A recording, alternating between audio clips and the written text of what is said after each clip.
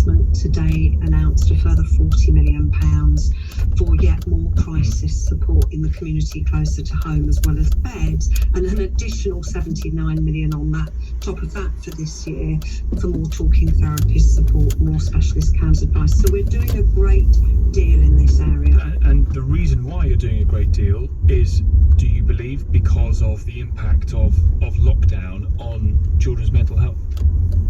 We had always planned to grow children's mental health services at a faster rate than any other part of the NHS in our long-term plan. So is it growing faster as a result of this now because we recognise that there is a problem, or is it just growing at the pace at which it would have done regardless of coronavirus? Yeah. We're in the third year of our long-term plan now, and the plan always was. Simon Stevens, Chief Executive of the NHS, made a promise that investment in children's mental health would be ring-fenced and grow faster than any other part of the NHS. That's because there was a pre-existing treatment gap before COVID. We're now seeking to close or reduce that treatment gap and make access easier, which is why we're doing all of the things that I've already told you about. But it's also why we got that additional 79 million and the 40 million we've announced today. So we do think that COVID has had an impact as well. I was listening to you and your expert talking earlier. We don't want to pathologise all mental distress and mental health. There are some brilliant resources for schools, adults and young people themselves. Psychological first aid, Every Mind Matters. These are resources where families and just youngsters on the practicality, can help themselves. That's okay. Just on the practicality, lots of people talk about this being a bit of a postcode lottery. How many beds are there for children's mental health services should one be needed across England? We currently have about 1,300 beds for children and young people across the country, and at any one time we're likely to have vacancies, but we need those vacancies to be in the right part of the country close to home. However, having said that 900 million, that £1 billion investment to 23-24 is very much in community alternatives. We believe, we admit children and young people because we don't have sufficient community alternatives. That's why we're investing in them now. What would that mean? That would be beds provided by somebody other than the NHS money? No, definitely not. In fact, we're looking at 24/7 crisis support in the child's own home, or maybe respite or crisis houses where children and young people can go for a very short period of time while the system wraps around them to stabilise their crisis and get them back home where they belong, rather than admitted to a specialist unit. So we do have inpatient beds, and we know that there are pressures on them currently, but our whole plan is to bring care much closer to home, which children and young people, their parents and others say they want, and invest in these community alternatives, which our long-term plan is doing through a ring-fenced budget. Could I just say, the NHS can't do this alone, and it seems to me that certainly education, third sector, youth groups, local authorities need to work really tightly together as well, not just the NHS, and we are doing, but I'm also calling on all parts of society to get round our children and young people. You know, they're not just our future, they're our here and now. And I think if we look at social media, some of this sort of trickle look that they're in, or trickle threat about sky-high expectations, shortcuts to happiness, which a lot of products are trying to pump into our children and young people, idealise body image and these ever-present pressures. It seems to me we all need to get really responsible about the kind of environment we're creating for our children and young people now. The NHS absolutely stands ready to play our part. We're treating more children and young people than ever before, and we need to be. Claire, good to speak to you. Thank you very much for your time. Claire Murdoch, you're NHS England's National Mental Health Director. I wonder if if this has never been an issue for you with mental health worries or worries about your children's mental health, whether you hear some of that and think, so they're complaining about a tummy ache, what am I meant to do? Straight running to a therapist? That doesn't feel like it's a natural jump, does it? 0345 6060 973. 1 in 6 children, we were told, there have a possibly diagnosable mental health condition. I wonder whether you have seen that reflected through your children, or indeed this has been for the first time for you a time when you have perhaps noticed your mental health deteriorating. Was it a result of lockdown?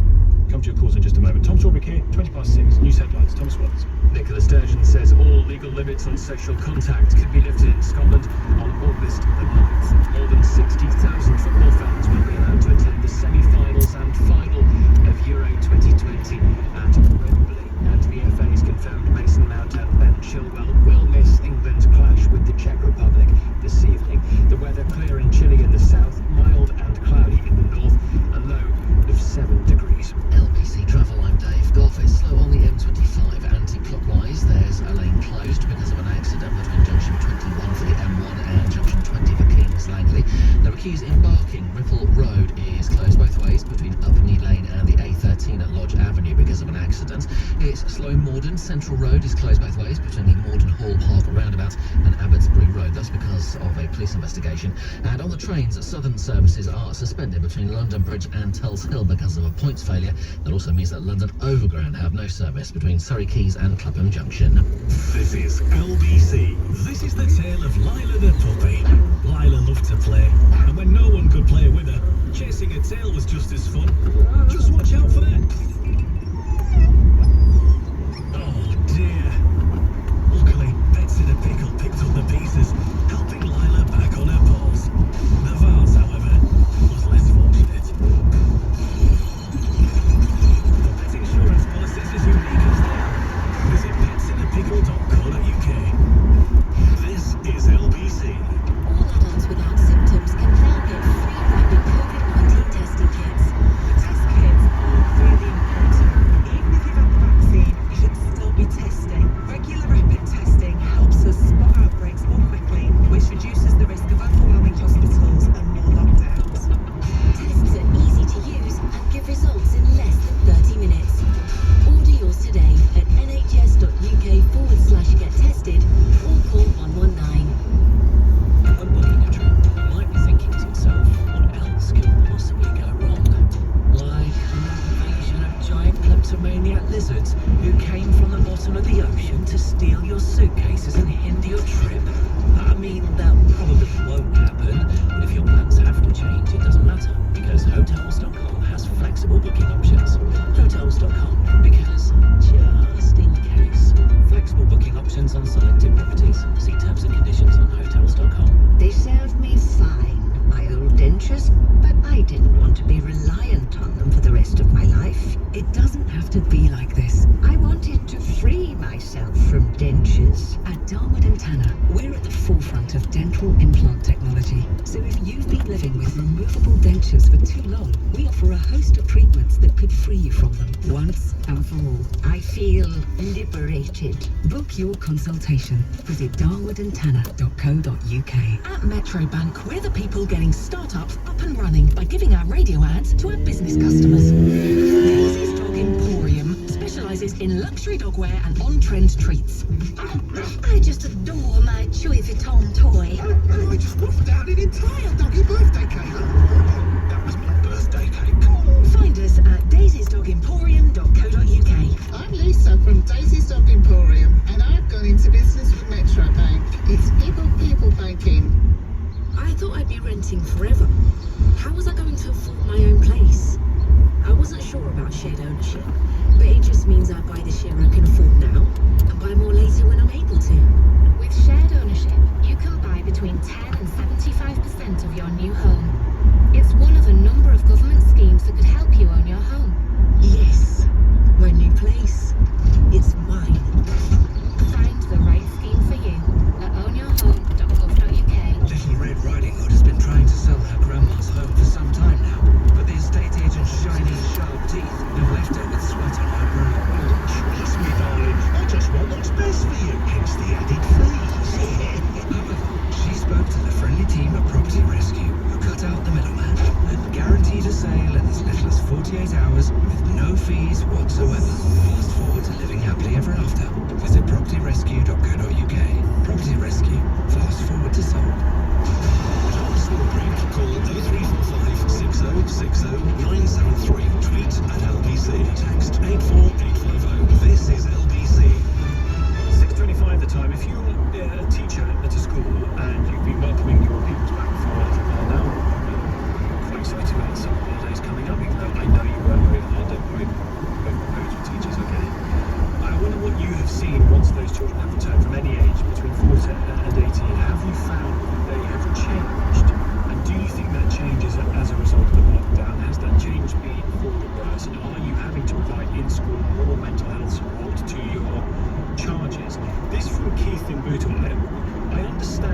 view. I do, because to be honest, it wasn't too dissimilar to the view I had not that long ago, actually. Keith says the state of 15 to 20-year-olds now, we want to mollycoddle them even more. Adult needs to get a grip, says Keith. And I do think there is a danger of saying, well, because that child's got a bit of a tummy ache or because they're messing around with bedtime, oh God, we need to go to the therapist.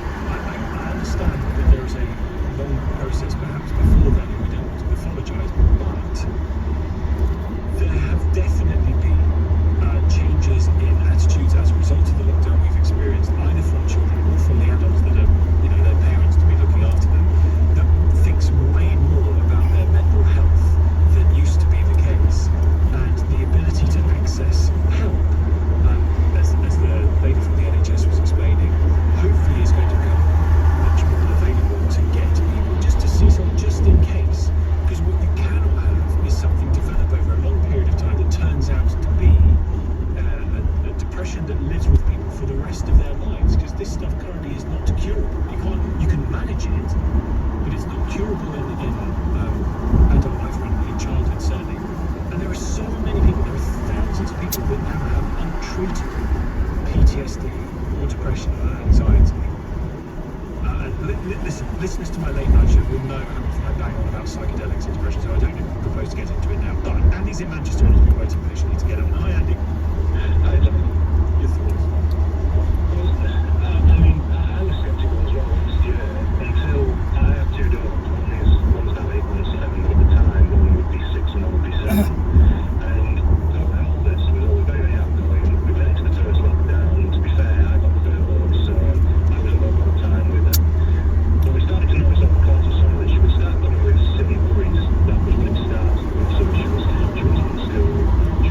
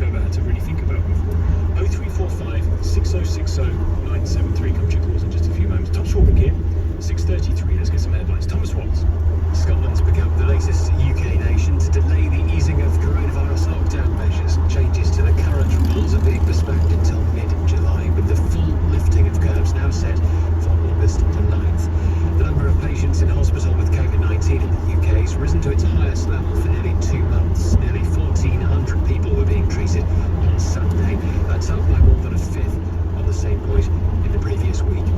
More than 16,000 football fans will be allowed to attend the semi-finals and final of Euro 2020 at Wembley. England and Scotland are preparing for their final group games of the competition tonight. The weather, southern areas fine and chilly with clear spells this evening. Milder in the north with thicker cloud and some rain and drizzle. A low of 7 degrees. LBC, Nick Ferrari at breakfast. Weekday mornings from 7. So much for so-called white privilege. White poor kids are the most failing in our schools. Much of our education system is so enthralled to the race industry and race commentators that they daren't be seen to be helping white kids because they're so frightened what that would mean. We're spending more money on white children. You're really mad. We've got disadvantaged black children, we've disadvantaged Asian children. We mustn't be spending money on that. And the reality is, poor in both senses of the word, working class kids are being left behind. Nick Ferrari at breakfast. Weekday mornings from 7. Listen live on Global Player LBC. Are you ready for a career that will feed your ambition? A role where you can be a listener and have a voice, where you can inspire brilliant ideas and develop your own. Where what you do goes further than ever before and shines brighter too. Are you ready to work for the Open University? Go to open.ac.uk/employment to find out more. Open University Careers. Be so much more. Welcome to Love Matcher UK. Enter the details of your perfect partner. Okay, so ideal height and build. Bit taller than me. Eyes. Yes, these. Favorite food. Anything. Being vague rarely gets the best results. So at Zeiss, we're precise. Really precise. Engineering innovative technology into every lens we make. All subtly engraved with our signature hallmark. Zeiss lenses. Precision you can see. Available at Boots Opticians. Can the all-electric Ford Mustang Mach-E change the game? Can it cross the country on a single charge? Get tech updates automatically at any time? Learn the way you like to ride? Can it charge over a quick espresso? All-electric Ford Mustang Mach-E with up to 379 mile range. Find out more. Search Mustang Mach-E. Ford. Bring on tomorrow. Estimated range available on selected models. If you're a freeholder or a right to manage company director, you'll know your sector never stops. So it's good to know that when your block is looked after by ABC Estates Block Management Team, our family business will never stop looking after you. Service charge collections, we never stop. Insurance, we never stop. Proactive and reactive maintenance, we never stop. Full transparency, we never stop. Non-stop block management services from Aldermartin, Baines and Cuthbert. Call 0800 888 6688 or visit abcestates.co.uk. The extra time at home lately has probably meant higher energy bills. So if the home office/kitchen is part of your new normal, it's time to visit Look After My Bills. They'll auto-switch you each year to make sure you're not paying more than you need to. Last year, first-time switchers with Look After My Bills saved an average of £232. Join over 500,000 people and find out what you could save. Sign up for free in just a few minutes at lookaftermybills.com. Tom Swarbrick on LBC. Call 0345 6060973. We get this from Kay on email, and again, it's an attitude that I understand. Tom, children are spoiled today. Mental health is the in thing today, so it seems. I was a child during World War II.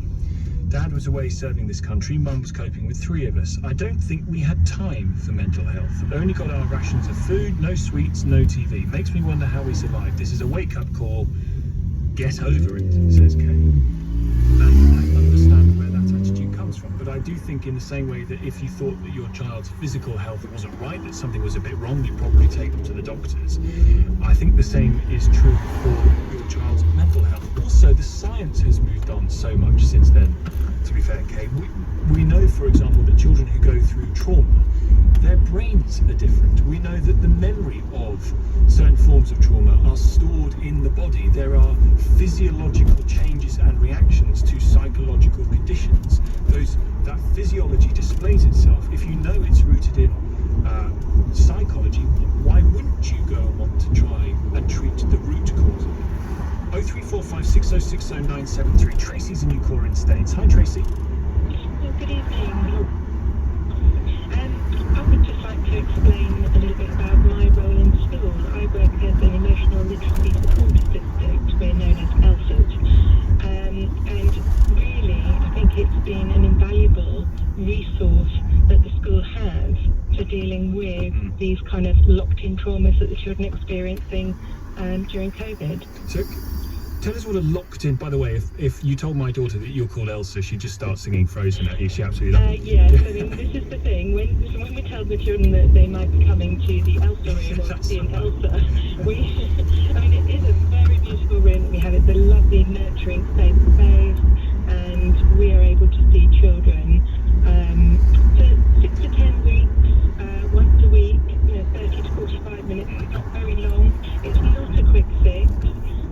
And sometimes you do need to, what should we say, release that child from that to see if they can then go and use the strategies that we equip them with to help with their resilience, their self-esteem, their worries, their concerns, and then we'll just have check-ins with them.